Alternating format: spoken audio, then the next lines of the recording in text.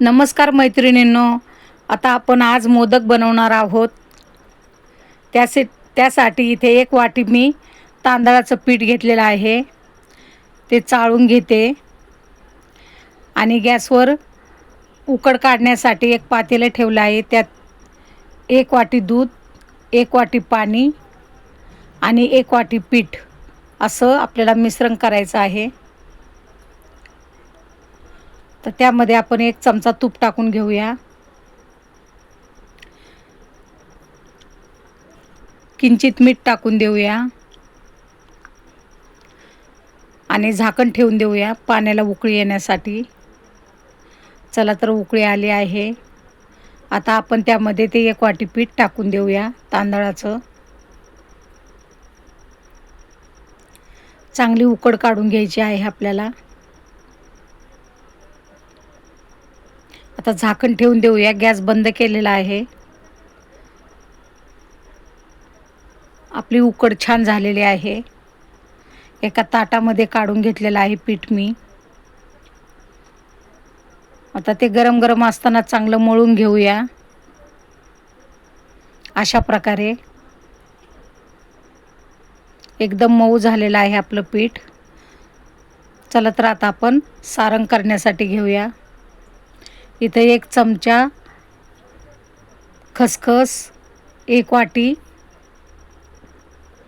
गूळ आणि 1 मोठी वाटी भरून किसलेलं खोबरं आहे. चांगली परतून घेऊया खसखस तुपामध्ये. लगेचच गूळ टाकून देऊया. खोबरं टाकून देऊया.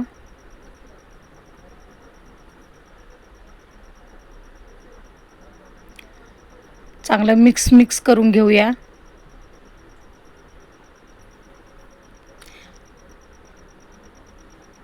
थोडीशी वेलची टाकून दिलेली आहे.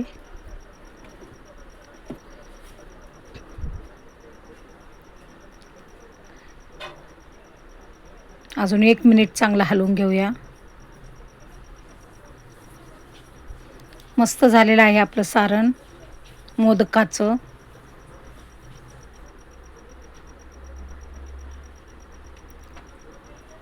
चला तर ताटामध्ये काढून घेतलं आहे थंड होण्यासाठी. थंड झालेलं आहे. आता इथं मोदक पात्र घेतलेलं आहे. त्याला तूप लावून घेऊया.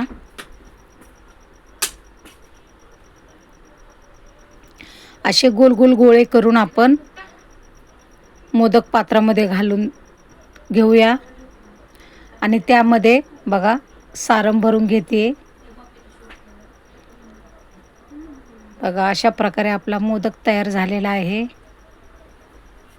मस्त. चला तर आता उकडण्यासाठी ठेवूया.